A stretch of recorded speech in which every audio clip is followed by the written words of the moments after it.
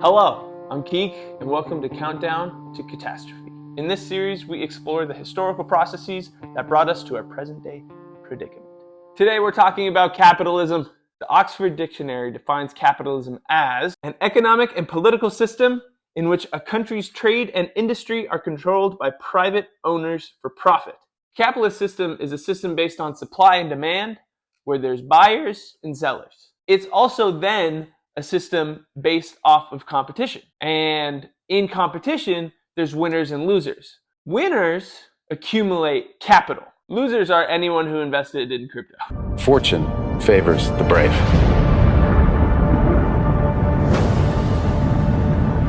Geoff Pilling, drawing on Marx, defined capital as value, but value of a peculiar type, namely self-expanding value. Pilling brings us to a second point as to where value comes from. He says that capital, quote, is a social relation attached to things which appropriates surplus value created in a definite process of production, and it thereby continually reproduces both capital and the relation of capital itself. Winning breeds winning.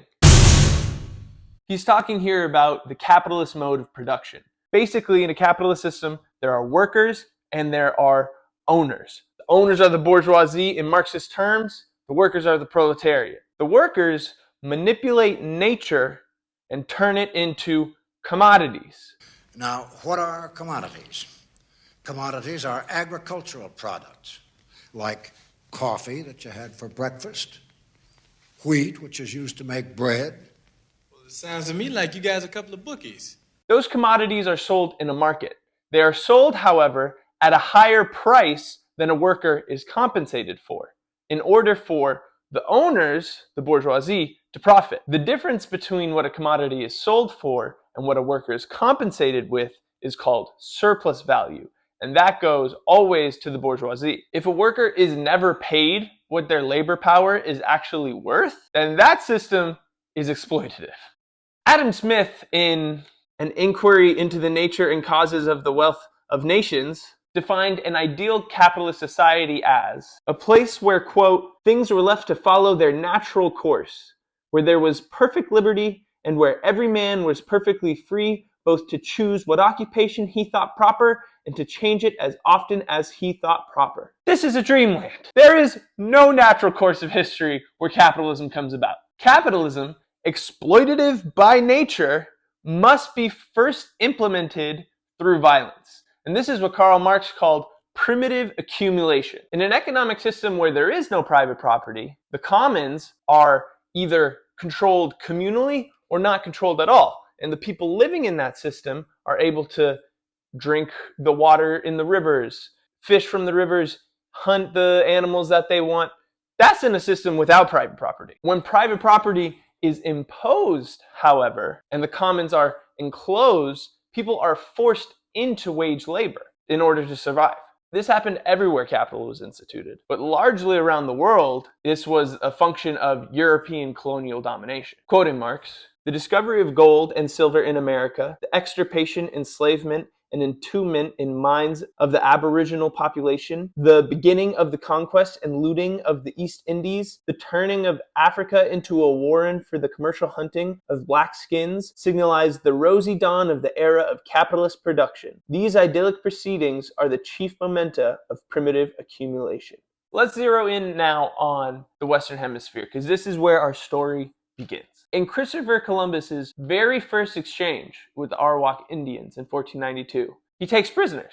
When he and his men make it to Hispaniola, modern-day Haiti and Dominican Republic, they establish the first European naval base in the Western Hemisphere. Writing about 1495, Howard Zinn notes, in the province of Cacao on Haiti, where he and his men imagined huge gold fields to exist, they ordered all persons 14 years or older to collect a certain quantity of gold every 3 months. When they brought it, they were given copper tokens to hang around their necks. Indians found without a copper token had their hands cut off and bled to death. Trying to put together an army of resistance, the Arawaks faced Spaniards who had armor, muskets, swords, horses. When the Spaniards took prisoners, they hanged them or burned them to death. Among the Arawaks, mass suicides began with cassava poison. Infants were killed to save them from the Spaniards. In 2 years, through murder, mutilation, or suicide, half of the 250,000 Indians on Haiti were dead. This barbarity would become the norm.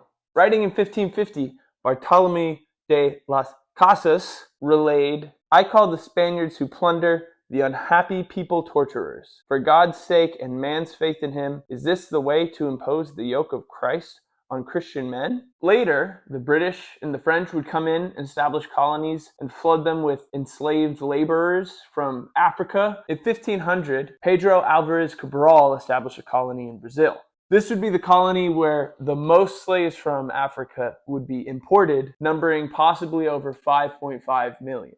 The conquests of Francisco Pizarro and Hernan Cortez would be comparably brutal to that of Columbus. Cortez got his start in 1509 in the conquest of Cuba. 10 years later, he starts his endeavor to take over the Aztecs. By August of 1521, he successfully captured the capital city of the Aztec Empire, Tenochtitlan, killing in one battle alone 100,000 people. Literally the exact same thing happened to the Incans. Upon meeting Incan king Atahualpa, Pizarro presented him with a Bible. When Atahualpa rejected the Bible, the Spanish attacked, and according to one Spanish source, quote, "In the space of 2 hours, 6,000 or 7,000 Indians lay dead on the plain, and many more had their arms cut off and other wounds." And the rest of Incan conquest resembled this. With the British, in 1585, in North America now, the first permanent colony was attempted. That year, Richard Grenville destroyed an entire indigenous village over the alleged theft of a cup. This colony would not last because they're idiots. That's not what this video is about. In 1607, though, the British would try again and get their first permanent colony in North America of Jamestown. And Jamestown is really where it begins, because that's the first of what turns into the 13 colonies, the African enslaved people that are brought into the 13 colonies, the War of Independence, the way that women are forced into these patriarchal gender roles, expansion, genocide, slavery, imperialism. All this stuff starts because the British got a permanent colony in Jamestown in 1607, and all of that stuff is going to be talked about in the next video. So you should like, comment, and subscribe for more content, and so that publishers will look twice at my book.